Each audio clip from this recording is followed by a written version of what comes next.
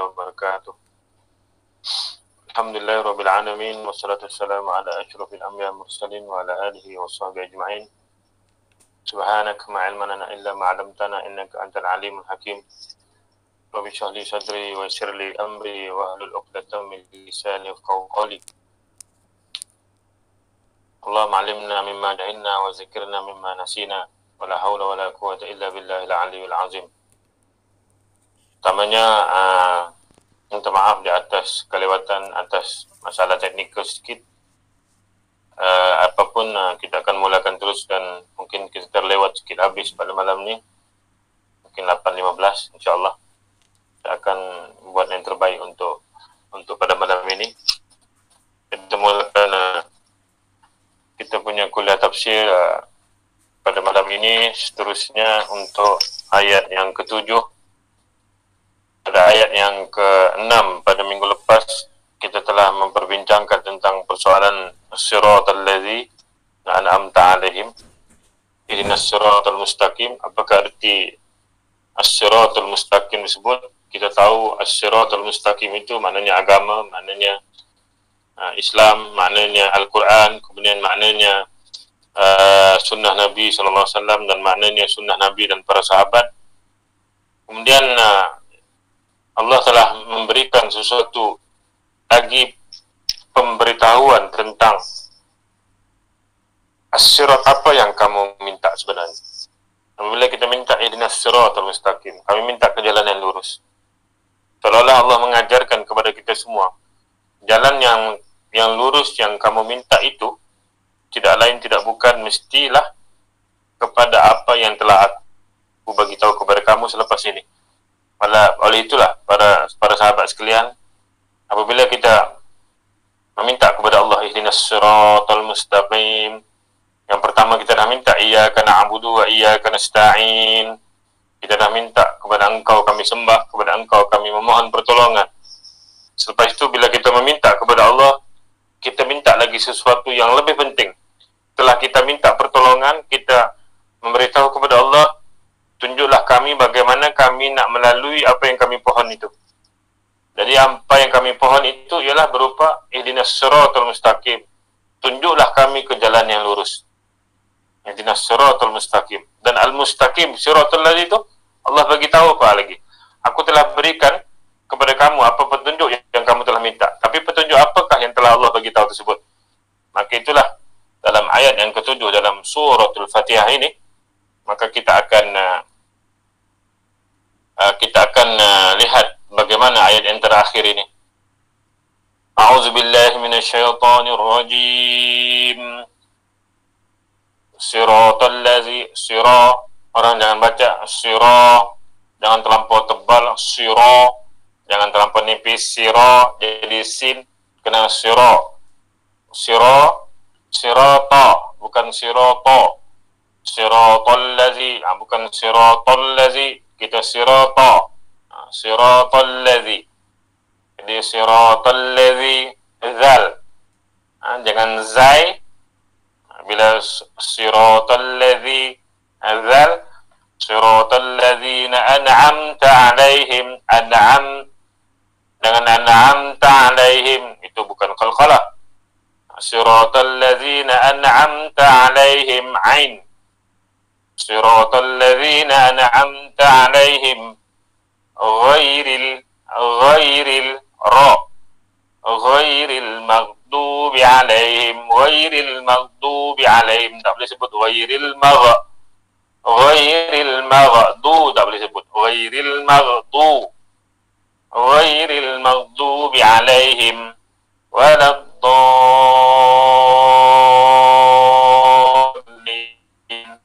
Yang pasti itu wajib kali ini besar. Mau tidak mau mesti. Di situ kita lihat siratal ladzina an'amta 'alaihim ghairil ra, berbaris bawah nipis terqiq, ghairil maghdubi 'alaihim, maghdubi 'alaihim dad waladdallin. Amin. Bagi mereka yang panjang nafas, maka dipersilakan untuk membaca ayat yang ketujuh ini satu nafas. Siratal ladzina an'amta 'alaihim ghairil maghdubi 'alaihim waladdallin. Boleh saja satu ayat terus panjang. Tapi bagi mereka yang mungkin nafasnya tidak berapa panjang ataupun dia mengikut wakaf tidak yang betul, boleh juga memberhentikan Siratal ladzina an'amta 'alaihim, berhenti di situ. Ghairil maghdubi 'alaihim waladdallin.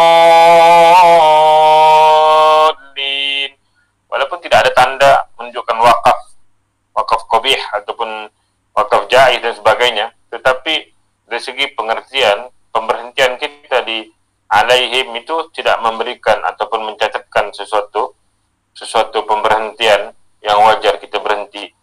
Jadi siratal ladzina an'amta 'alaihim ghairil maghdubi 'alaihim waladdallin. Amin. Siratal ladzina an'amta, jalan-jalan orang yang telah engkau. Siratal ladzi, sirat yaitu jalan orang-orang yang telah, alladzina yaitu jamak, alladzina orang-orang yang, an'amta telah kau berikan nikmat kepada mereka, alaihim kepada mereka. Ada dalam qiraat lain dibaca siratal ladzina an'amta 'alaihim ghairil maghdubi 'alaihim waladdallin. Sebab bagi mereka hum itu ialah sesuatu yang mabni, tidak boleh berubah. Sedangkan asalnya hum itu mereka. Itu sebabnya pembacaan mereka siratal ladzina an'amta 'alaihim ghairil maghdubi 'alaihim. Jadi kalau mengikut qiraat qalun ataupun ada beberapa qiraat yang lain menggunakan 'alaihim, maka semua dhamir ataupun kata ganti mesti menggunakan hum. Jadi tidak boleh kita menggunakan sesuatu yang bersifat yang kita tidak tahu. Jadi seperti mana pembacaan qiraat Hafs an Asim, maka kita menggunakan perubahan alaihim ghairil maghdubi 'alaihim waladdallin. Amin. Apakah jalan? Jalan bukan jalan. Ghair bukan ghair. Maknanya bukan. Al-maghdub bukan jalan mereka yang dimurkai. Al-maghdub daripada ghadaba. Daripada ghadaba, saya akan jelaskan selepas ini. Apa maghdub? Alaihim waladdallin, bukan pula jalan orang-orang yang sesat. Jadi ayat di atas tafsir ini yang dimasukkan as-siratal mustaqim di situ ialah jalan orang-orang. Jadi kadang-kadang kita jangan bila kita menafsirkan ayat tersebut, bila kita tafsir, jangan kita selesai di situ saja. Cuba kita tengok apa selepas itu. Itu sebabnya kalau ada dalil-dalil daripada penceramah, daripada ustaz dan sebagainya, cuba kita tengok apa sebelum itu dan selepasnya. Sebab sebelum dan selepas itu punya kaitan antara ayat-ayat tersebut. Itu sebabnya bila kita menggunakan dalil tersebut, adakah dalil tersebut bersesuaian untuk apa yang kita sebut, sedangkan ada pembahasan ayat selepas itu. Itu sebenarnya kita kena harus faham. Kadang-kadang ambil sedikit saja, tidak ambil semuanya. Itu menyebabkan kita menyalah ataupun tersilap dalam pentafsiran ayat-ayat Al-Quran dalam kalam Allah sebenarnya. Itu yang menjadikan sesuatu kesilapan. Walaupun kita ambil satu benda, ambil lagi selepasnya apa? Ambil lagi selepasnya apa tu? Baru kita faham, oh ini merupakan rangkaian sebelum dan selepas. Jadi apa yang dikatakan Allah ihdinas siratal mustaqim, walaupun ihdinas siratal mustaqim itu sudah diberitahu oleh ulama tentang beberapa perkara. Ali bin Abi Thalib mengatakan tentang perkara tersebut. Tapi as-siratal mustaqim yang kita mohon tersebut adalah jalan-jalan yang diperolehi oleh umat-umat ataupun ini tentang agama, tentang Islam, tentang Rasul mereka, tentang apa yang mereka, pada apa yang telah dibawa oleh Rasul mereka. Maka itulah kita akan ikut juga, yaitu jalan orang-orang yang telah engkau beri nikmat ke atas mereka dan bukan jalan orang-orang yang engkau murkai. Jadi secara gramatikalnya ataupun secara tata bahasanya ataupun nahunya, sirata itu pada ayat ke-7 ini posisinya sebagai badal. Nah, kalau dalam bahasa Arab dia panggil at-taukidat ataupun sesuatu yang bersifat mengulas sesuatu yang sebelum ini dan selepasnya. Itu sebabnya sibuk orang membahaskan astaghfirullahalazim allazi la ilaha illa huwal hayyul kahayyal qayyuma wa atubu ilaih. Jadi kita daripada sekolah tu, kita daripada sekolah lagi kan selalu kita sebut astaghfirullahalazim allazi la ilaha illa huwal hayyul qayyum wa atubu ilaih. Betul ataupun tidak? Al-qayyuma. Selalu kita sebut begitu kan, astaghfirullahalazim allazi la ilaha illa huwal hayyul qayyum. Yang sahih ya absah ialah al-hayyal qayyuma, sebab dia badal, dia mengikut. Kita astaghfirullahal azim, astaghfirullahal azim allazi la ilaha illa. Dia berbaris atas. Jadi apa yang kita baca sebab tu? Allazi huwal hayyal qayyuma, iaitu ikut kepada sifat Allah Subhanahu wa taala. Allah itu baris atas, maka sifatnya juga berbaris atas. Adapun tidak ada hadis sahih yang mengatakan bahawa Nabi selepas solat Nabi membaca wal hayyul qayyum wa atubu ilaih. Tidak ada hadis yang sahih. Nabi cuma dalam Al-Adhkarun Nawawi dan beberapa kitab hadis yang lain, kana Nabi sallallahu alaihi wasallam istaghfara salatan marat astaghfirullahal azim, salatan marat 3 kali selepas solat. Dan Nabi tidak menambah apa lagi selepas itu. Dan mereka pun mengatakan, jadi penambahan itu silakan nak tambah. Tapi penambahan yang kita buat itu selalunya boleh diterima ataupun tidak. Jadi kita kena berhati-hati dengan perkara tersebut. Apa yang saya selalu bagi tahu bahawa apabila kita mendapat sesuatu, jangan kita terus mengatakan Nabi telah menyebut astaghfirullahalazim allazi la ilaha illa wal hayyul qayyum wa atubu ilaih. Jangan kita sebut itu kalau kita belum yakin. Tapi kita boleh yakin apabila Nabi menyebut astaghfirullahalazim, astaghfirullahalazim, astaghfirullahalazim 3 kali.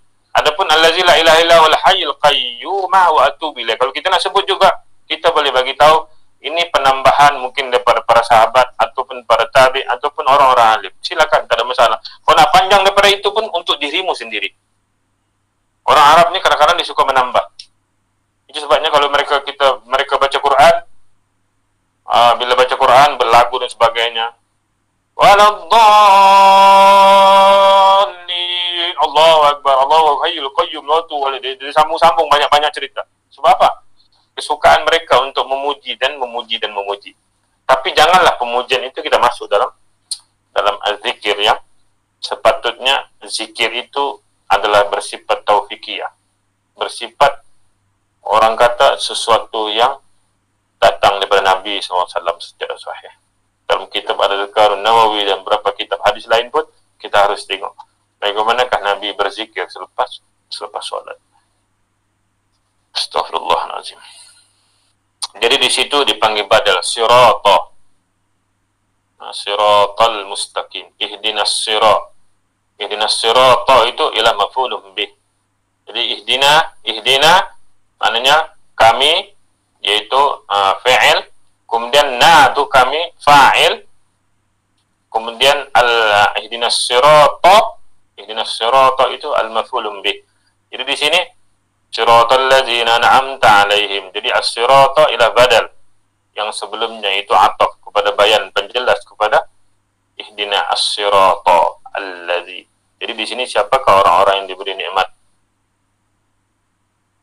Siapa orang diberi nikmat? An'amta, bila kita sebut siratal ladzina an'amta, yang orang telah kau berikan nikmat kepada mereka. Siapa itu yang diberikan nikmat oleh Allah Subhanahu wa taala? Maka ini kesamaran sesuatu yang tidak jelas.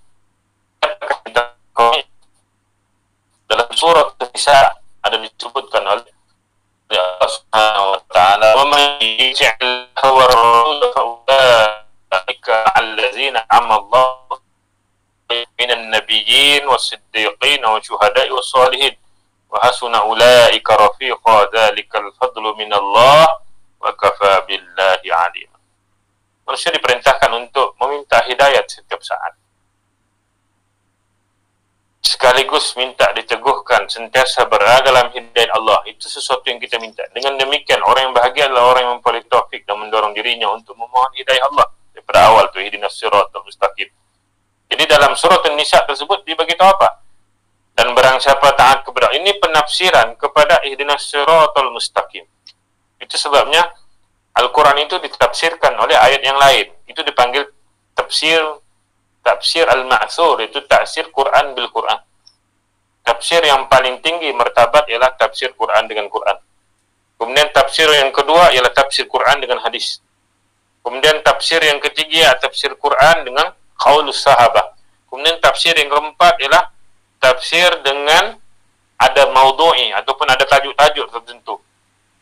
Seperti tafsir tentang hukum, kemudian tafsir tentang sains, kemudian tafsir tentang alam sekitar, apa tu sains, apa tu pentafsiran tentang bahasa. Itu dipanggil tafsir maudhu'i. Tapi tafsir yang paling tinggi martabat dia ialah penafsiran Quran dengan Quran. Ini yang dibawa oleh Ibnu Katsir rahimahullahu taala. Jadi kalau kita ditanya apakah tafsir yang paling hebat, ialah penafsiran ayat dengan ayat Al-Quran Karim. Apabila kita menyebutkan apakah yang dikatakan oleh Allah Subhanahu wa taala tentang ihdinas siratal mustaqim? Apa? Bila kita memberitahu tentang ihdinas siratal mustaqim, kita pun yaitu siratal ladzina an'am. Siratal ladzina an'amta, yaitu sirat, yaitu jalan yang telah kau berikan nikmat kepada mereka. Kita pun, apakah nikmat yang diberikan kepada mereka? Kita pun pandai-pandai cipta sendiri. Jangan cipta sendiri sebelum kita memberitahu mereka kepada sesuatu yang sangat penting untuk kita beritahu. Dan ini ditafsirkan oleh ayat yang lain dalam surah An-Nisa ayat 69 dan 70. Dan barang siapa taat kepada Allah dan Rasul, mereka itu akan bersama-sama dengan orang yang dianugerahi nikmat Allah. Siapakah orang yang dianugerahi nikmat Allah tersebut? Para nabi, para siddiqin, para syuhada, dan orang-orang yang soleh. Dan mereka itulah teman-teman yang sebaik-baiknya. Yang demikian itu adalah kurnia daripada Allah, dan cukuplah Allah mengetahui. Nah, itulah tafsirnya.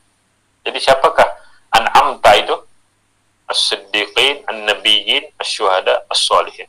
Wa hasuna ilaika rafiqa. Dan mereka itulah sebaik-baik, ialah teman untuk kita menjadikan mereka itu sebagai contoh. Zalikal fadlu minallah. Itulah orang kata sebaik-baik kurnia daripada Allah. Wa husna wa kafa billahi aliman. Dan cukuplah Allah itu sebaik-baik untuk mengetahui benda apa yang kita tidak ketahui. Jadi menurut Ibnu Abbas radhiyallahu anhuma. Siapa Ibnu Abbas? Kita telah beritahu beberapa kali tentang siapa Ibnu Abbas. Seorang sahabat Nabi, sepupu Nabi SAW yang masih kecil. Didoakan oleh Nabi SAW, Allahumma faqihu fid din wa 'allimhu ta'wil. Ya Allah, jadikanlah dia seorang yang faqih tentang agama. Allahumma faqihu fid din wa 'allimhu ta'wil, dan ajarkan dia pengetahuan ilham untuk mentakwilkan apa saja yang ada dalam kalamullah azza wa jalla. Jadi itulah sesuatu yang hebat diberikan oleh Nabi SAW, doa kepada Ibnu Abbas. Jadi apa saja dalam penafsiran ayat Al-Quran, sahabat Nabi paling ramai bertanya kepada Ibnu Abbas radhiyallahu anhu. Sebab dia seorang yang sangat faqih tentang kalamullah. Apa kata-kata Ibnu Abbas radhiyallahu anhu? Siratal ladzina an'amta 'alaihim adalah dengan cara mentaati dan beribadah kepadamu sebagaimana yang telah dilakukan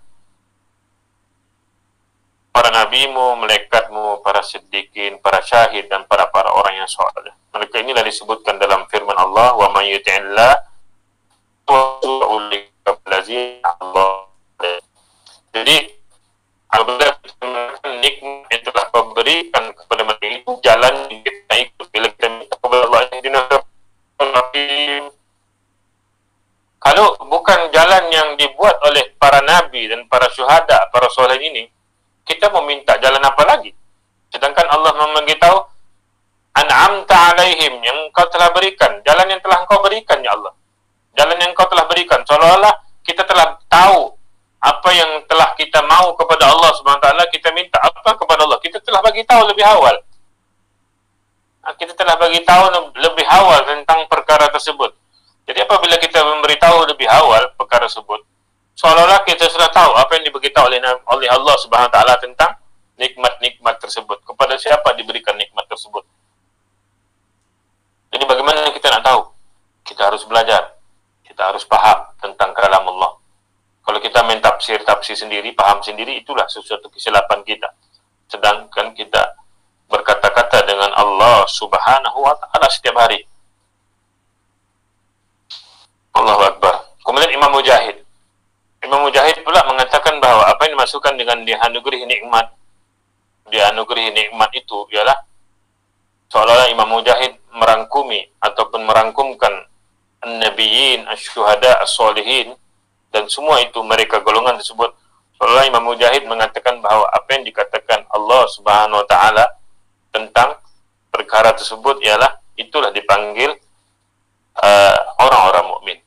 An'amta 'alaihim, yang telah kau berikan nikmat kepada mereka. Jadi kata Imam Mujahid, mereka itu ialah orang mukmin. Mereka itu adalah orang mukmin. Adapun Imam Waqi' menafsirkan dengan orang-orang Islam. An'amta 'alaihim, mereka itu ialah kata Imam Waqi' ialah orang-orang Islam. Tapi pendapat Ibnu Abbas radhiyallahu an, pendapat Ibnu Abbas itu lebih komprehensif dan lebih detail serta sesuai dengan apa yang ada dalam Suratun Nisa. Walaupun ada berbagai pendapat dan ulama tentang mereka golongan itu yang diberikan nikmat, tapi bagi Ibnu Abbas itu pendapat yang paling otentik dan paling sesuai. Jadi orang-orang yang diberi nikmat adalah orang-orang yang berada dalam hidayah. Orang yang beri nikmat itu ialah orang-orang yang diberikan hidayah oleh Allah. Orang yang istiqamah, konsisten, taat kepada Allah dan Rasul, serta menjalankan perintahnya dan menjauhi segala larangannya. Bukanlah kita nak mengatakan bahawa kita boleh menyelusuri segala nikmat tersebut dengan betul-betul istiqamah. Kita selalu membuatkan kesilapan. Kita selalu silap. Kita tidak semestinya setiap masa kita akan betul. Nabi sendiri pun ditegur oleh Allah Subhanahu wa taala. Kita pula siapa sebenarnya? Itu sebabnya kita memerlukan orang-orang yang baik di sisi kita supaya ada pemberitahuan tentang kesilapan yang kita buat. Kalau tidak, kita akan hanyut. Dan kehanyutan kita itulah membuatkan kita akan kadang-kadang terlepas ataupun kecewa dengan apa yang kita buat. Sebab kita hanya berpandangan, aku begini dan aku begini. Sedangkan kita tidak mencari pun apakah sesuatu yang muskil dalam diri kita tersebut. Alhamdulillah kita menerima pandangan orang, kita menerima nasihat orang. Pada masa itu, esok lusa kita lupa balik sebab kita tidak istiqomah. Konsisten itulah yang paling susah sebenarnya. Nak rutin baca Al-Mulk setiap malam, nak rutin baca Al-Kahfi setiap malam, nak rutin beristiqomah membaca Al-Quran, itu sesuatu yang sangat sukar. Itu sesuatu yang sangat sukar. Tapi itulah yang kita minta kepada Allah. Seolah-olah Al-Fatihah itu mengandungi apa, sahabatku sekalian? Ini tak ada dalam kitab tafsir. Tapi saya sengaja mengutarakan sesuatu persoalan. Untuk apa kita baca Fatihah setiap hari? Subuh 2 kali, Zuhur 4, Asar 4, 8 tambah 2, 10, 10 campur 3, 13 campur 4, 17. Yang rutin wajib 17 kali sehari, 24 hours. Kalau kita tengok 17 kali 2 berapa? 34. Seolah-olah 17 mau sampai kepada 24 jam. Hampir 7 jam. So 7 jam, 7 jam daripada 24 jam, hampir kepada 70%. Seolah-olah kita kepada Allah Ta'ala, selama mana kau menjaga kami, ya Allah, daripada subuh, zuhur, asar, maghrib, isya, apa yang kami mau, ya Allah? Istiqomah. Apa yang kami minta kepadamu, ya Allah, dalam bacaan Al-Quranul Karim, dalam Al-Fatihah, Istiqomah. Istiqomah itu yang sangat sukar. Konsisten itu yang sangat sukar. Kita boleh Liverpool boleh berjaya dalam Liga Inggris beberapa musim, tapi pada masa sama dia tetap akan jatuh sebab dia tidak boleh beristiqomah. Mau dapat di atas sangat mudah, tapi mau konsisten menjadi juara selama-lamanya, it's not your time. Lee Chong Wei boleh berjaya menjadi pemain nombor 1 dunia sekian lama, tapi ada satu masa dia jatuh dan dia tidak dapat bermain lagi. Mau menunjukkan bahwa istiqomah. Tapi istiqomah kita untuk taat kepada Allah yang tidak memerlukan kepada umur dan kepada kekuatan, tapi memerlukan kepada hati yang sangat kuat di sisi Allah Subhanahu wa taala. Kemudian ghairil maghdubi alaihim waladdallin. Amin. Kita tahu siapa yang diberikan nikmat. Kita tahu siapa yang kita harus follow dan ikut. Bukan follow artis itu, follow artis ini. Bukan follow IG itu, IG ini. Tapi follow Allah Subhanahu wa taala dan apa yang diberitahu oleh Allah Subhanahu wa taala. Persoalannya, kalau cukuplah Al-Fatihah itu bagi tahu gitu. Siratal ladzina an'amta 'alaihim. Habis sudah di situ. Seolah-olah itu yang kita mau. Tapi ada warning daripada Allah Subhanahu wa taala dan bagi tahu walaupun kamu istiqamah, kamu minta kepada Allah, tapi ada sesuatu yang watch out. Dan dari segi bahasa saya selalu sebut, kenapa huruf yang paling susah berada di hujung suratul Fatihah? Huruf Dad berada di hujung, dan pula Dad itu datang dengan mad wajib kalimi musaqqal yang wajib baca dengan 6 harakat. Kenapa benda tersebut kita harus buat? Waladdallin.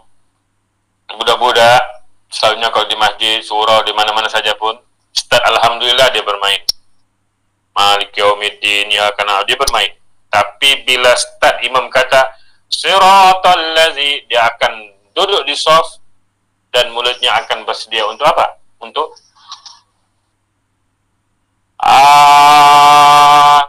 dia seronok itu ujung-ujung. Sebab di hujung itu watch out, itu waladdallin untuk kebahagiaan anak-anak.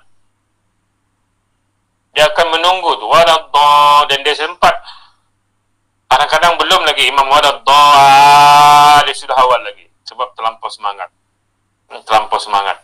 Itu sebenarnya kenapa watch out Allah bagi tahu. Kau tunggu di hujung, apa aku nak bagi tahu. Jadi seolah-olah Allah bagi tahu jalan yang kamu minta, hidayat yang kamu minta, nikmat yang diberikan kepada umat terdahulu, yaitu orang-orang yang soleh, nabi dan syuhada. Tapi ghairil maghdub, bukan jalan orang-orang yang dimurkai, yaitu orang-orang yang rosak niat mereka. Orang-orang ini mengetahui kebenaran tapi menyimpang darinya.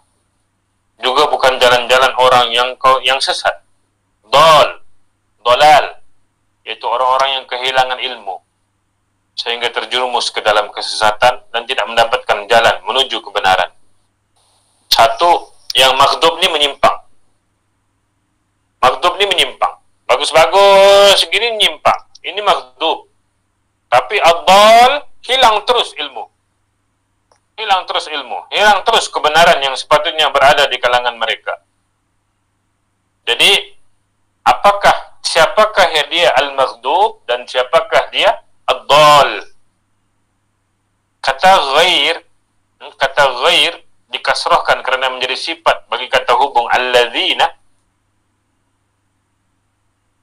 Firman Allah, alladzina na'amta alladzina pada posisi sebagai mudhaf.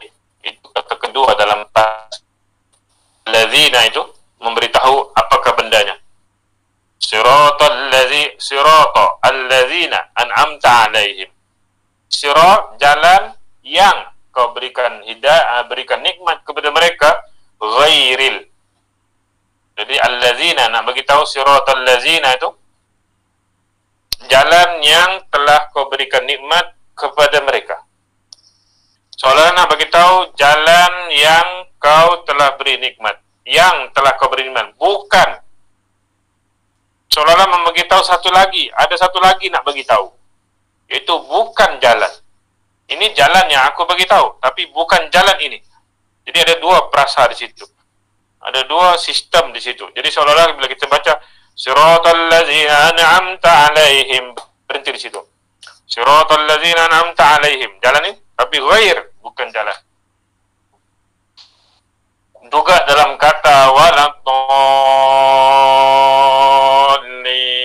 lam alif di situ. Pada kalimat tersebut sebagai huruf nafi, negatif. La. Dan berfungsi sebagai penguat kata sebelumnya.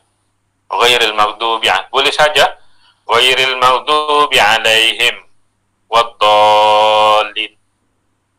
Makna tidak berubah. Ghairil maghdubi 'alaihim waddallin. Dari segi maksudnya bukan jalan-jalan orang yang kau murkai dan orang yang sesat. Tapi kenapa ada lam alif?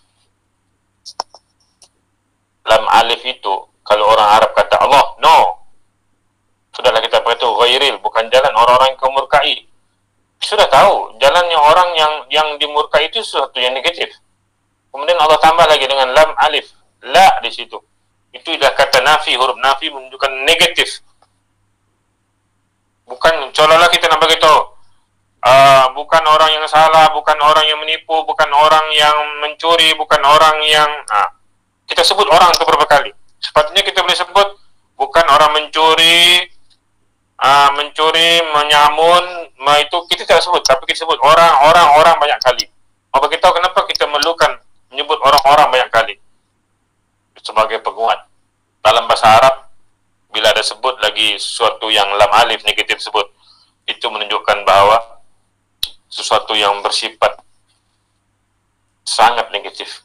Sebagian ulama berpendapat bahawa lam alif yang ada dalam kalimat tersebut hanya sebagai huruf tambahan. Sebagian kata-kata hanya huruf tambahan. Sehingga maknanya jalannya orang yang tidak dimurkai dan sesat. Namun pendapat ini tertolak kerana dalam Al-Quran tidak ada tambahan, baik kalimat ataupun huruf. Itu kita kena ambil maklum bahawa dalam Al-Quranul Karim tidak ada satu huruf pun yang sia-sia, hanya tambahan semata-mata. Maka kalau ada ulama yang mengatakan ini huruf tambahan, no. Saya tidak bersetuju dan tidak akan bersetuju dan bersetuju selama-lamanya. Apa saja kalimah yang ada dalam Al-Quranul Karim bukan tambahan dan bukan sesuatu yang sia-sia diletakkan di situ. Sebab kalau dalam bidang fonetik ataupun bidang sebutan, ghairil maghdubi 'alaihim waddallin, tidak berapa sedap di hati. Ghairil maghdubi 'alaihim waddallin. Tapi bila ghairil maghdubi 'alaihim waladdallin, itu sudah orang kata memberi terkejut kepada orang Arab. Sudah maghdub, la lagi diletak, seolah-olah bagi tahu. Sudahlah bagi tahu. Memanglah. Seolah-olah mau bagi tahu begitu. Memanglah, sudah salah lah. Kenapa dah sebut banyak-banyak kali lagi? Kita kan kalau mau menyalahkan orang tu nyebut, sebut sampai orang kata dah habis sudah kau punya bagi tahu tu. Tapi itulah perasaan orang Arab bila disebutkan letakkan lam alif di situ. Jadi ulama membahaskan apa kepentingan letakkan lam alif di dalam ad-dallin waladdallin amin. Ya selama ini kita berapa puluh tahun baca Al-Fatihah, kita tidak rasa pun kenapa perlu tahu letak lam alif di situ. Allahu Akbar. Di dalam ayat disebutkan dengan pemahaman di kalangan orang bahawa kata ad-dallin dihubungkan al-ladzina an'amta alaihim. Maka digunakan untuk la untuk berkata setelahnya dihubungkan dengan al-maghdub alaihim. Al-maghdub alaihim. Seolah-olah mau bagi tahu bahawa sama, al-maghdub dengan abdal sama kalau tidak ada lam alif. Ghairil maghdubi alaihim waddallin. Sama taraf. Al-maghdub sama sebab waw al-ataf. Waw menyambung. Jadi waw menyambung itu sama taraf. Al-maghdub sama taraf, ad-dallin sama taraf. Tidak. Kita tidak bagi tahu benda tersebut. Kita mau bagi tahu al-maghdub lain walad-dallin lain. Itu pentingnya diletakkan lam alif di situ. Itu orang Arab paham benda-benda seperti itu. Kemudian untuk membezakan, yang paling pasti kenapa letak lam alif, untuk membezakan dua jalan yang semuanya kafir. Al-maghdub pun jalan orang kafir, dan al-dhalin pun jalan orang kafir. Pertama adalah jalan-jalan orang yang memiliki pengetahuan tapi tidak dibuktikan dengan amal. Pertama adalah jalan-jalan orang yang memiliki pengetahuan tapi tidak dibuktikan dengan amal, yaitu orang-orang Yahudi. Orang-orang Yahudi. Kedua, orang yang tidak memiliki pengetahuan, yaitu orang-orang Nasrani.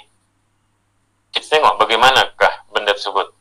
Kenapa al-maghdub itu orang Yahudi, kenapa ad-dhal itu orang Nasrani. Kita akan tengok satu persatu.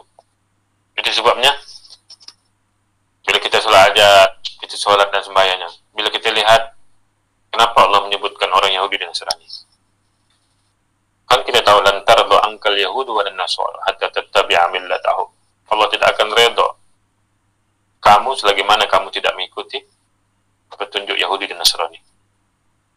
Orang Yahudi ini pantas sekali ataupun sewajibnya dimurkai. Karena mereka tahu tapi mereka tinggalkan benda tersebut. Orang Yahudi, orang Nasrani pula pantas sangat dianggap sesat.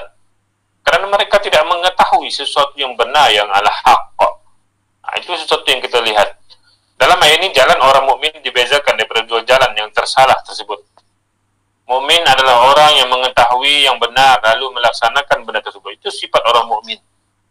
Karenanya mereka memperoleh nikmat dan selamat daripada murka dan dicop oleh Allah SWT kepada sesuatu yang sesat. Itulah penafsiran adanya huruf lam alif dalam ayat ini. Ini sekaligus menentang adanya pemahaman bahawa huruf lam alif sebagai huruf tambahan ataupun aksesoris semata-mata. Untuk bagi tahu ada dua golongan yang berbeza. Kalau kita kata al-maghdub wad-dhal, orang yang dimurkai dan orang yang sesat itu, wow di situ boleh dipertikaikan oleh orang talis, oleh orang kafir bahawa sama aja tu kedudukan mereka. Tidak, kedudukan dua orang ini sangat berbeza. Kedudukan dua orang ini sangat berbeza.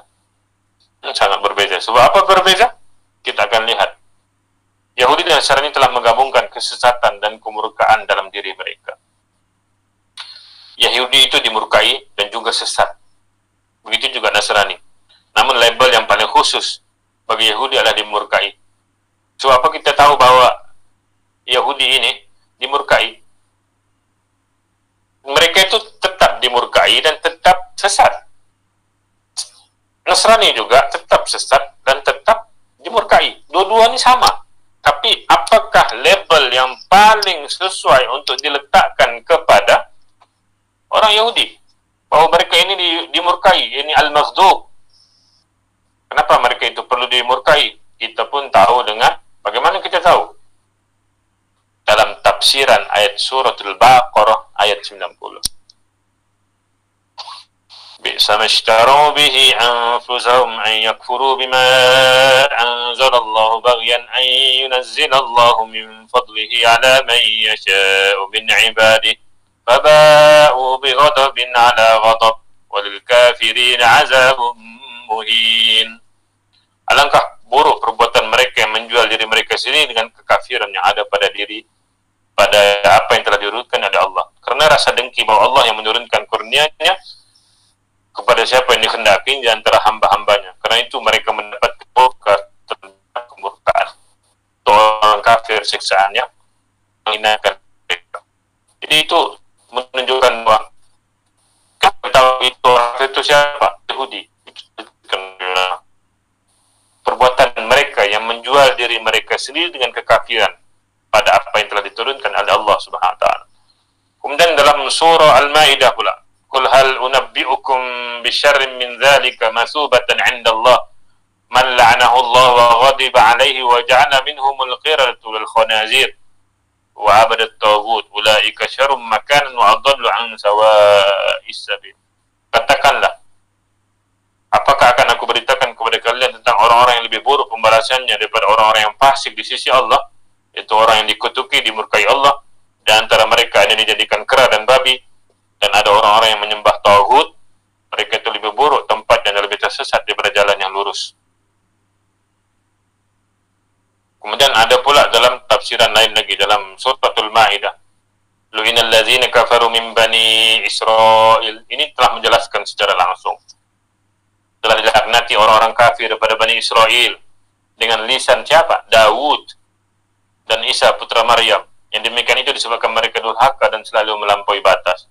Mereka satu sama lain selalu tidak melarang tindakan mungkar dan mereka perbuat. Sesungguhnya amat buruklah yang selalu mereka perbuat tersebut. Lisanu Daud Yahudi, lisanu Isa bin Maryam Nasrani. Ayat di atas bercerita tentang Yahudi seraya menyebutkan bahawa Allah memurkai dan melaknat orang-orang tersebut. Mereka adalah orang kafir, laknat dan dimurkai. Itu sebabnya label yang lebih khusus bagi Nasrani adalah sesat. Kenapa mereka sesat? Secara jelas kita tahu bagaimana mereka menjadikan Isa itu sebagai Tuhan. Itu kan sesat. Itu kan sesat. Sebagaimana disebutkan dalam ayat sebelum ini, dalam surah Al-Maidah, "Adallu min qablu wa adallu katsiran wa adallu an sawa'is sabil." Mereka telah sesat sebelum kedatangan Muhammad, dan mereka telah menyesatkan kebanyakan manusia, dan mereka tersesat daripada jalan yang lurus. Jadi itu menunjukkan bagaimana Al-Quran menafsirkan maghdubi alaihim waladdallin, amin. Adapun setelah kita menafsirkan tentang perkara melalui ayat-ayat Al-Quran, kita tahu pula bagaimana disebutkan oleh Nabi SAW dalam hadis tentang Yahudi dan Nasrani. Bagaimana Rasulullah SAW menegaskan al-maghdubi alaihim. Nabi bagi tahu sendiri, al-maghdubi alaihim itu ialah orang Yahudi yang dimurkai kepada mereka. Sedangkan ad-dhalin diarahkan pada orang-orang Nasrani. Di mana benda tersebut ada? Itu di mana telah tersebut dalam surah dalam hadis Nabi SAW daripada Abu Dzar Al-Ghifari. Apa kata Abu Dzar Al-Ghifari? Sa'altu Rasulullah sallallahu alaihi wasallam 'anil maghdubi 'alaihim. Abu Dzar bertanya kepada Rasulullah sallallahu alaihi wasallam. Sahabat pun tanya walaupun itu bahasa Arab. Kita orang Melayu bukan berbahasa Arab, tidak mau tanya langsung. Hebat kan orang Melayu. Hebat orang Melayu. Sahabat Nabi yang berbahasa Arab yang bersama Nabi setiap hari pun tanya.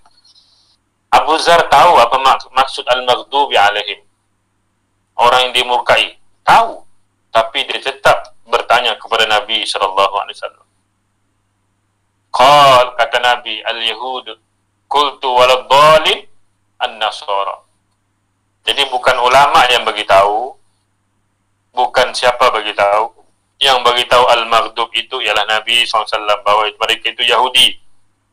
Dan yang bagi tahu tentang ad-dallin itu Nasrani, siapa bagi tahu? Muhammad SAW. Aku bertanya kepada Rasulullah SAW tentang ghairil maghdubi alaihim. Jadi pendapat yang paling sahih adalah itu yang dikatakan oleh Nabi SAW.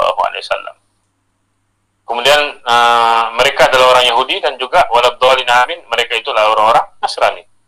Dalam hadis yang panjang daripada Adi bin Hatim cerita tentang kisahnya masuk Islam. Apa katanya? Maka aku pun masuk Islam lalu aku melihat wajah Rasulullah SAW penuh ceria. Maka beliau bersabda, sesungguhnya yang dimurkai itu adalah yang sesat orang Nasrani. Jadi pendapat Ibn Abbas, Abdul Rahman bin Aslan, Ibn Abi Hatim tidak menemukan ada perbedaan pendapat tafsir tentang ayat ini. Yang diherankan malah sungguhnya sebagian orang Yahudi dan Nasrani tahu benar bahawa mereka itulah orang yang dimurkai dan sesat. Orang Yahudi sendiri beritahu, itulah kami. Orang Nasrani beritahu, itulah kami sebenarnya. Diorang tahu lebih awal daripada kita. Hebat kan orang Yahudi dan Nasrani. Tahu tapi sombong. Dalam kitab sirah disebutkan oleh Zaid bin Amr bin Nufail, pergi ke negeri Syam sebelum Muhammad SAW diutus untuk mencari agama yang hanif, yaitu agama Nabi Ibrahim alaihissalam. Setelah sampai negeri Syam, dia menawarkan dirinya kepada orang Yahudi untuk masuk pada agama yang mereka anut tersebut. Pendeta Yahudi menanggapi, sungguhnya kamu tidak akan mampu masuk agama kami sebelum kamu mengambil bahagianmu daripada murka Allah. Maka Zaid bin Amr berkata, justru aku sedang mencari jalan bagaimana tidak dimurkai oleh Allah SWT. Demikian dia menawarkan dirinya masuk kepada agama orang Nasrani untuk memeluk agama mereka, tapi mereka pun berkata, sesungguhnya kamu tidak akan mampu masuk ke dalam agama kami sebelum kamu mengambil sebahagian daripada orang-orang yang dimurkai Allah. Maka Zaid pun berkata, aku justru mencari jalan bagaimana terhindar daripada murka Allah. Daripada murka Allah. Nah, jadi daripada murka Allah. Jadi itu menunjukkan bagaimana kita tahu, orang Yahudi Nasrani pun tahu bahwa mereka itu sesat dan dimurkai oleh Allah Subhanahu wa taala.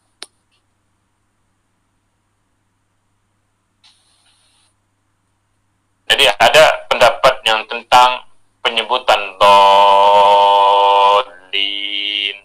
Ada yang mengatakan zalin. Kita paham bahwa huruf za dan huruf dha itu adalah makhraj ataupun tempat keluar yang paling hampir. Dot makhrajnya mulai daripada bahagian pinggir lidah, pinggir lidah dengan digeraham di sekitarnya. Lidah, pinggir lidah, ujung lidah, pinggir, dan kita membawa lidah kita itu di sekitar geraham untuk berbunyinya do. Tapi zo itu di ujung lidah dengan gigi seri bagian atas. Zo dengan do. Itu perbezaannya. Maknanya do dengan zo memiliki beberapa sifat yang sejenis. Maka kedua-duanya sama sifatnya, itu majhur. Dua-duanya sifat majhur, jelas.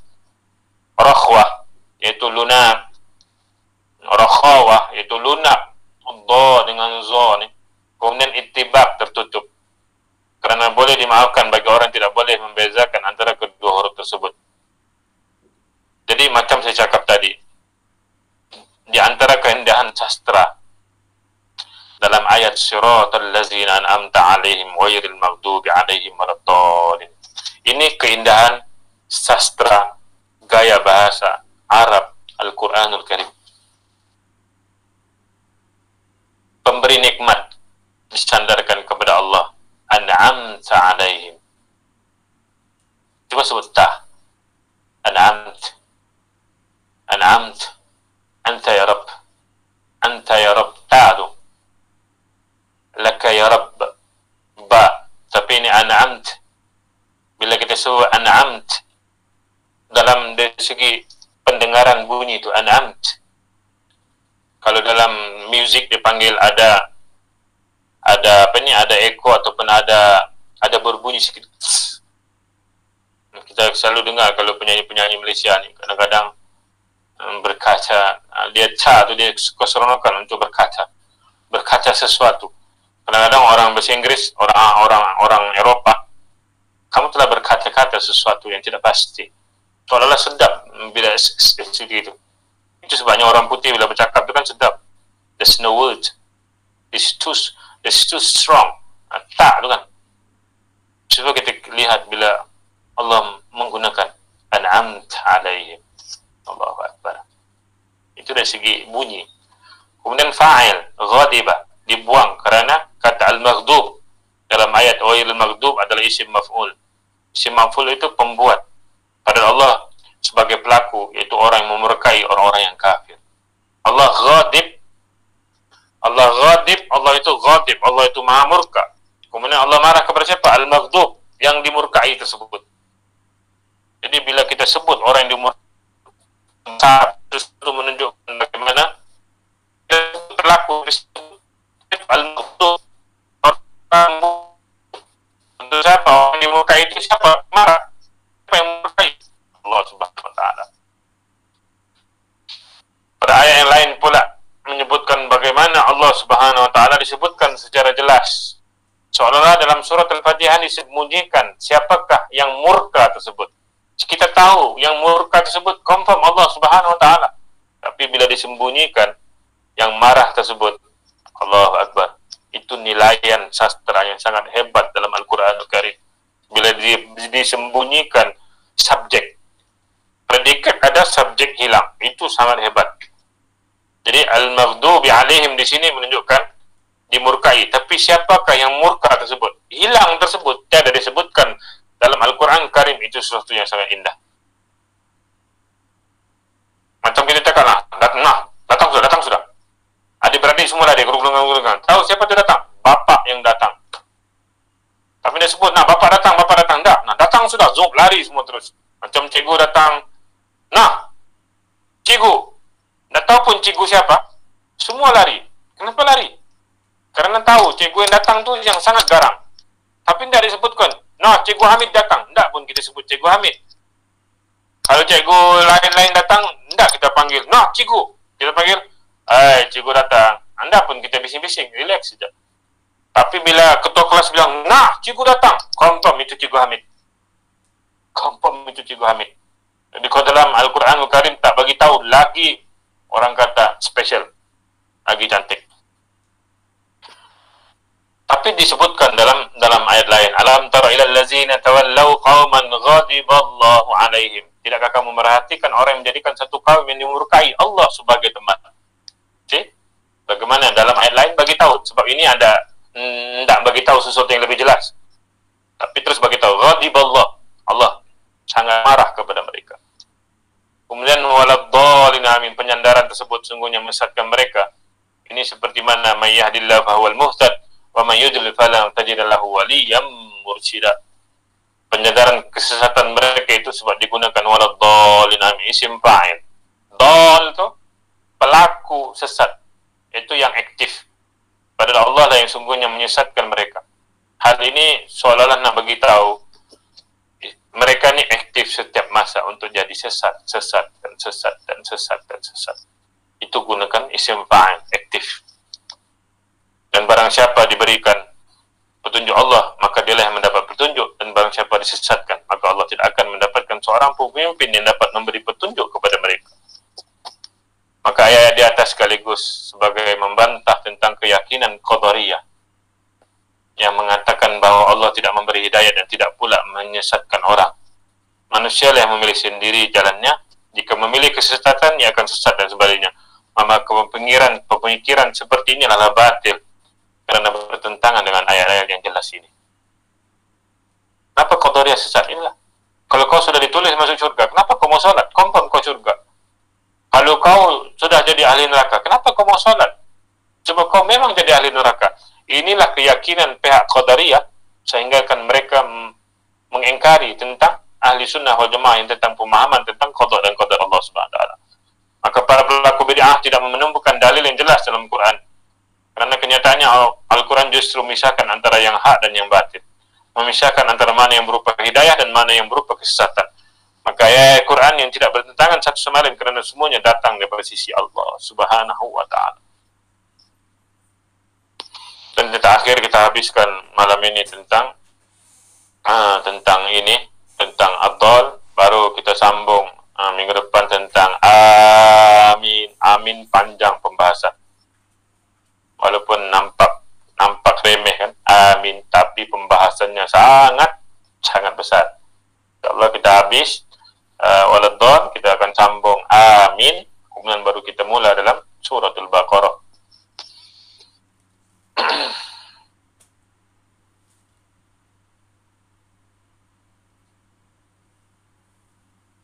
Jadi membaca amin disebut ialah sesuatu yang tidak masuk dalam suratul Fatihah. Jadi sahabat-sahabat yang rahmati Allah sekalian,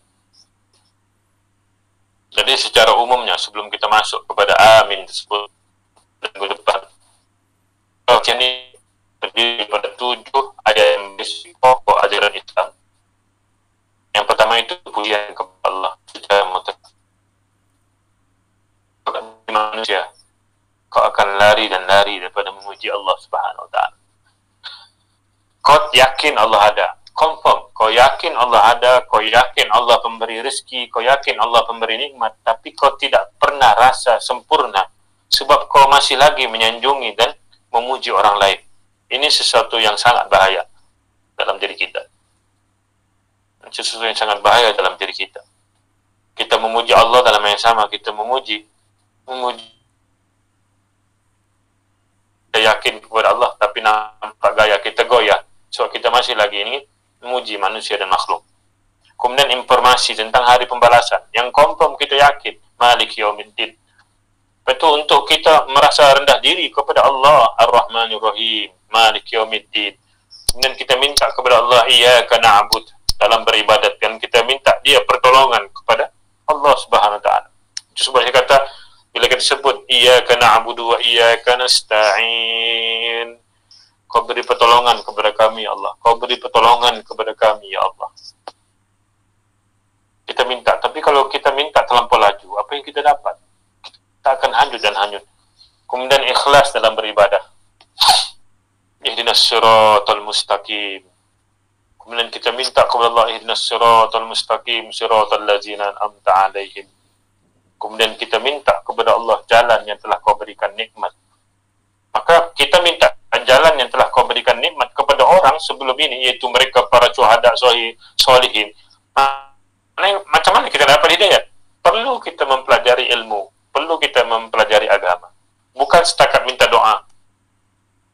Kita tidak boleh minta, ya Allah jadikan aku kaya besok. Tidak boleh. Kita mesti berniaga, kita mesti berbisnes, kita mesti berusaha untuk mendapatkan benda tersebut. Dalam masa yang sama kita berdoa. Sama juga kita minta hidayat kepada Allah Subhanahu wa taala, tapi kita tidak berbuat apa-apa. Mana boleh? Kita mesti cari ilmu, kita mesti duduk majlis ilmu, kita mesti paham agama. Bila kita paham agama, maka jalan as-sirat yang kita cari itu hampir kepada minan nabiyyin wasiddiqin wa syuhada wassalihin wa husna ilaika rafiqa. Kemudian kita minta kepada Allah untuk menjadi orang-orang mukmin yang dikatakan an'amta 'alaihim, dan bukan jalan-jalan orang yang sentiasa dimurkai dan disesatkan oleh Allah Subhanahu wa taala. Alhamdulillah para sahabat yang dirahmati Allah, minta maaf atas kelewatan pada malam ini. Insyaallah kita akan coba yang terbaik di lain masa. Biasalah online ni beginilah ceritanya. Tiada masalah. Yang penting istiqamah untuk duduk dalam majlis ilmu, insyaAllah. Jadi insyaAllah kita sambung di minggu hadapan. Amin. Amin tersebut. Rahsia amin. Jadi terima kasih di atas kehadiran semua sahabat-sahabat sekalian. Moga semua dirahmati oleh Allah Subhanahu wa taala. Sentiasa diberikan istiqamah dalam berilmu dan mendapatkan ilmu. Nak dapat ilmu sangat susah. Sebab mesti istiqamah, rasa diri itu. Sebab nak dapat ilmu itu bukan mudah. Kita baca seorang boleh. Terima kasih di atas kehadiran semua. Banyak-banyak di atas kehadiran. Terima kasih di atas sokongan. Mudah-mudahan kita akan teruskan. Kita akan buat daurah selepas habis PKP. Kita akan buat daurah terbuka mungkin lebih panjang daripada masa ini, kuliah maghrib dan sebagainya, insyaAllah. Jadi terima kasih semua.